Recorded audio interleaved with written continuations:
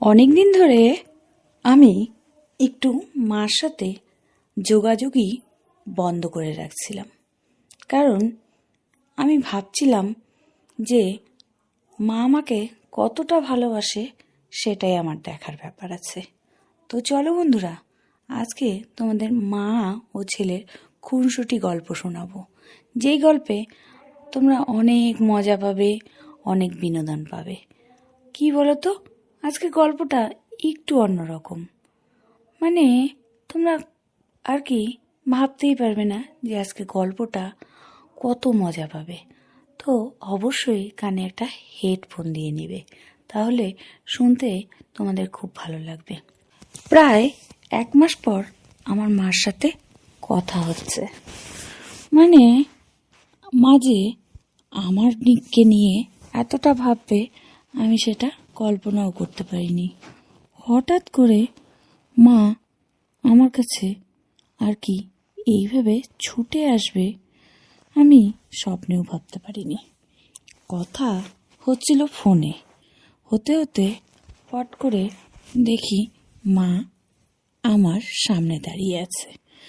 আমি অবাক দৃষ্টিতে তাকিয়ে আছি।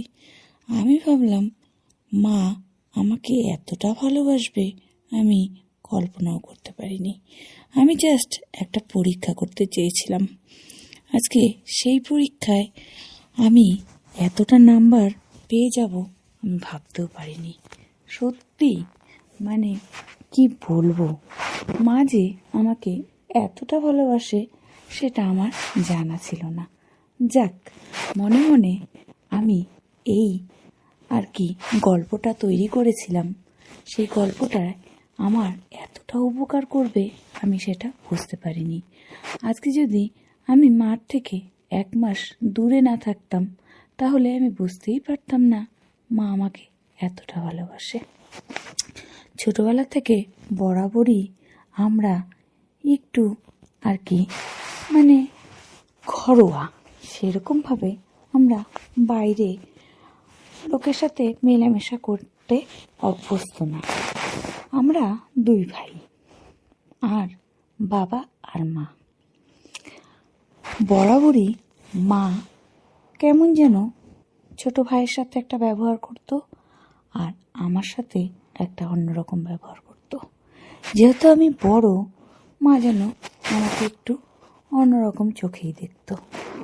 আমি মাঝে মাঝে এই জিনিসগুলো ভাবতে থাকি, আমরা কি নিজেরাই নিজের একই বাবার 2 ছেলে, নাকি আমাদের আবার আলাদা আলাদা কোনো সম্পর্ক আছে।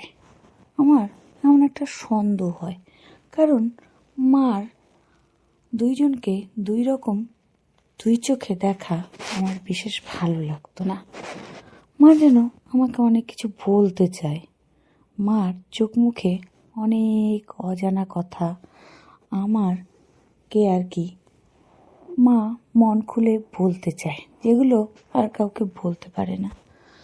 আমি বুঝতে পারলেও না বোঝার ভান করে থাকি, কারণ মা আগেকার দিনের সোজা সাপটা আর কি সরল, মনের মধ্যে কোনো আর কি পেঁচানো কিছু নেই, জটিলতা নেই। তার জন্য বরাবরই মাকে আমি খুবই ভালোবাসতাম। যেহেতু আমার মার মুখে যা ভেতরেও তাই, কিন্তু তার মধ্যেও মাকে দেখতাম মা কিছু একটা বলতে চায়। আমি আর সেরকম করে কোনোদিনও জিজ্ঞেস করে উঠিনি, কারণ আমি জানি হয়তো এমন কিছু কথা মা আমার থেকে লুকাচ্ছে, বলতে চাইছে না। ওই জন্য আমি না জানার ভান করে থাকি। কিন্তু কিছুদিন যাবৎ দেখছি মা যেন কিছু একটা কথা বলতে চাইছে আমাকে, একটু আড়াল করে আমার সাথে সময় কাটাতে চাচ্ছে। আমি সেটা বুঝেও না বোঝার ভান করে আছি। তারপরে ভাইয়ের প্রতি মার ভালোবাসা দেখে আমার যেন কেমন একটা আর কি সন্দেহ হতে লাগলো। আমার প্রতি অন্যরকম ভালোবাসা, ভাইয়ের প্রতি অন্যরকম ভালোবাসা। এটা যেন আমার কেমন একটা ভেতরে গুমড়ে গুমড়ে খেতে মানে কথাটা মানে বলতেও কেমন লাগছে, ভিতরেই খচখচ করতে থাকে। ওই মানে একই জিনিস দেখি বাড়িতে, ভাইয়ের প্রতি একরকম, আমার প্রতি একরকম। আমি কিছুতেই কোনো উত্তর খুঁজে পেয়েছি না। সকালবেলার মা সারাদিন কাজকর্ম করে, মাকে যে আমি কোনো সময় জিজ্ঞেস করব সেই সুযোগটাই পাই না। কিন্তু বেশ কিছুদিন ধরে দেখছি মা যেন কিছু একটা কথা বলতে চাইছে আমাকে। আমি এবার মনে মনে সিদ্ধান্তই নিলাম যে মার মুখ থেকে শুনেই ছাড়ব। কি করা যায় এই বলে আমি একটা মনের মধ্যে ছক কষলাম। আর সেই ছকে আমি যে এতটা ভালো রেজাল্ট পাবো সেটা বুঝতেও পারিনি। তারপরে আমার একটা বরাবরই মনের মধ্যে ইচ্ছা ছিল জানার যে মা কাকে বেশি ভালোবাসে, সেটা আমি মার মুখ থেকেই শুনতে চাইব। কিন্তু মা কোনো মতেই বলতে চাইতো না। আমি কেমন যেন একটা আর কি অজানা দেশে চলে যেতাম ভাবতে ভাবতে। তারপরে আমি ভাবলাম, না, যদি আজকে এই সমস্যার সমাধান না বের করতে পারি, হয়তো কোনোদিনও এরপরে বের করতে পারবো না। এই বলে, কারণ মাকে যখনই জিজ্ঞেস করতে যাই তখনই মা উত্তর দেয় না। মা বলে, তোরা দুজনই আমার কাছে সমান। আমি বেশ জানি যে মা দুজনকে দুরকম চোখে ভালোবাসে। আর বরাবরই আমার ভাই কেমন হিংসুটে টাইপের। বাবা ভাইকেই বেশি ভালোবাসতো, আমাকে বাবা অত পছন্দ করতো না।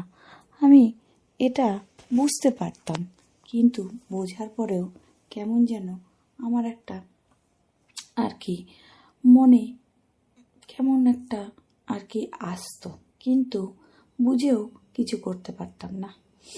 মা কোনো মতেই স্বীকার করতো না। খেতে বসলেও দুজনকে দু চোখে দেখতো, কোথাও গেলেও দুজনকে দু চোখে দেখতো। বরাবরই এই জিনিসটা আমার একদমই পছন্দ ছিল না, কিন্তু কি করব, নিরুপায় হয়ে একসাথে থেকে ছোট ভাই বলে সব কিছু মেনে নিতাম। আমি মনে মনে ভাবলাম, না, অনেক হয়েছে, এবার কিছু একটা আমার করতে হবে।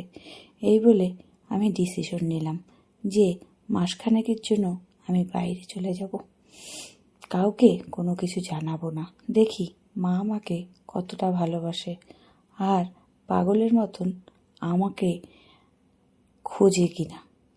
এই বলে আমি কি করলাম, বেরিয়ে পড়লাম অনেক দূরে। বাড়ির থেকে বের হওয়ার সময় তেমন কোনো কিছু নিইনি, জাস্ট 2টা শার্ট, 2টা প্যান্ট আর 2টা গেঞ্জি নিয়েছি। ব্রাশ করার একটা ব্রাশ আর একটা ছোট কলগেট আর একটা ছোট্ট তেলের কৌটা, নারকেল তেলের, আর একটা সাবান। আর পকেটে কিছু টাকা ছিল। পরনে একটা হালকা পাতলা গেঞ্জি আর একটা প্যান্ট। তেমনও গরম ছিল না, তেমনও ঠান্ডা ছিল না, ওই জন্য ঠান্ডার কিছু নিলামও না।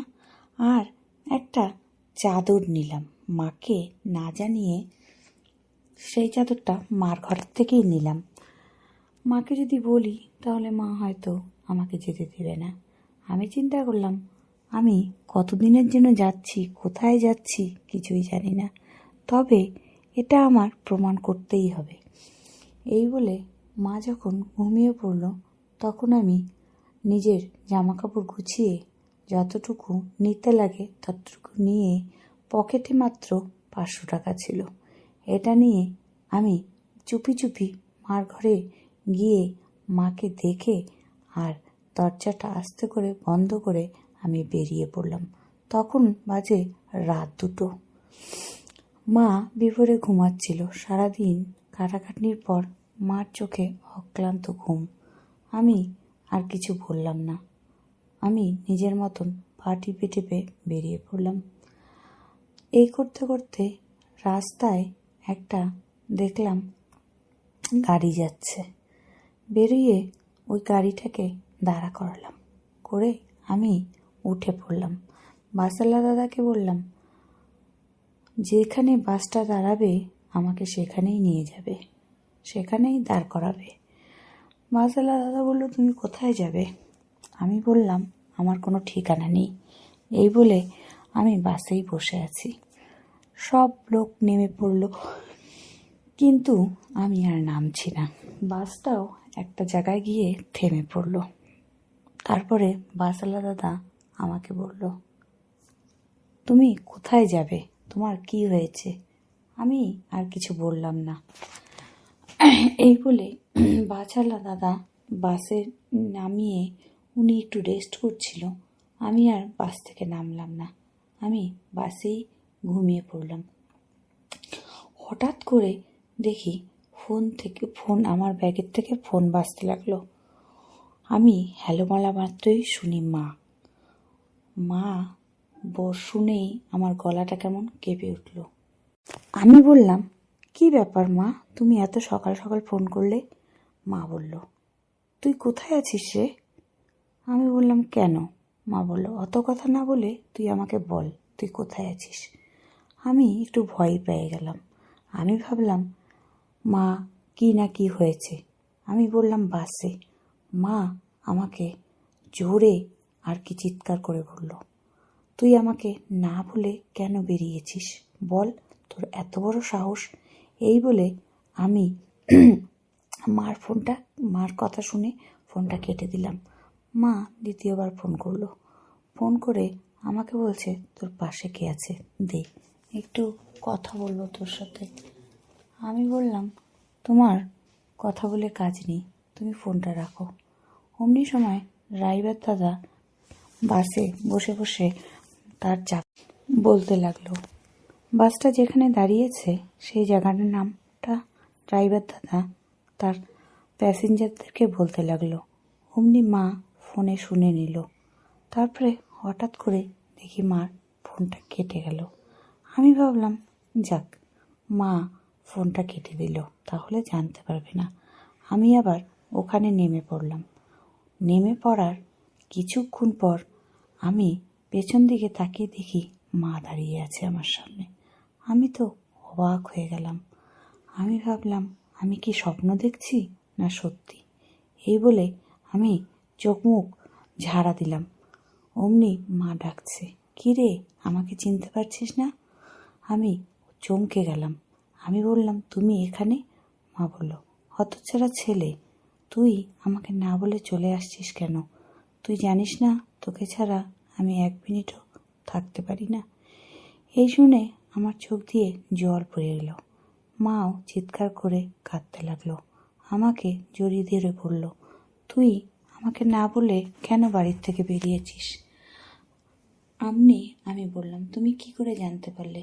মা বলল, প্রত্যেক দিন সকালে উঠে তোর ঘরেই আগে আমি আসি, দেখি তুই কি করছিস।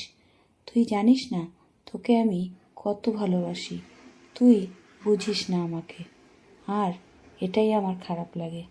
তুই আজকে আমার পরীক্ষা নিলি, আমার পরীক্ষা নিয়ে তোর কি মনে হলো? ছেলে বলল, মা আমাকে ক্ষমা করে দাও, আমি তোমার পরীক্ষা নিতে গেছিলাম।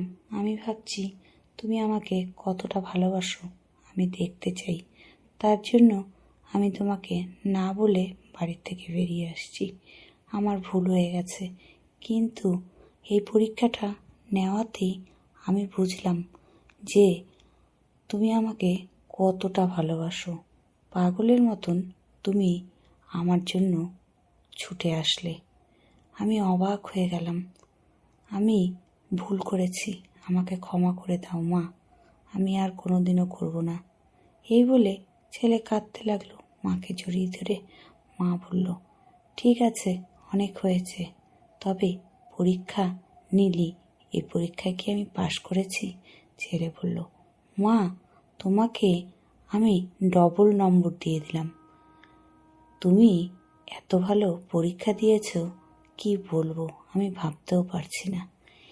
এই শুনে মাও চোখ দিয়ে আর জল ধরে রাখতে পারল না। ছেলের হাত ধরে বলল, নে এই বাসেই চল বাড়িতে, আর কোনো দিন এরকম ভুল করবি না, তাহলে আমি কিন্তু বাড়ি ছেড়ে চলে যাব, তোর যেতে হবে না। ছেলে বলল, মা চুপ করো, ওসব কথা বন্ধ করো। আমি ভেবেছিলাম 1 মাসের জন্য বাইরে থাকবো, কিন্তু তুমি তো আমাকে 1 দিনের জন্য বাইরে রাখতে দিলে না। আমি আর তোমাকে না বলে কোনোদিন ওই কাজ করব না।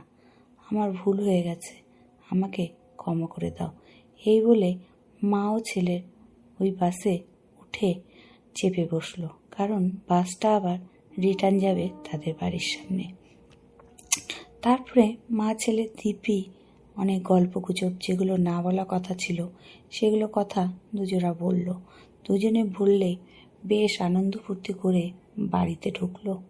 ঢুকে তাদের মনে অনেক এখন আনন্দ ও হালকাও হয়ে গেল।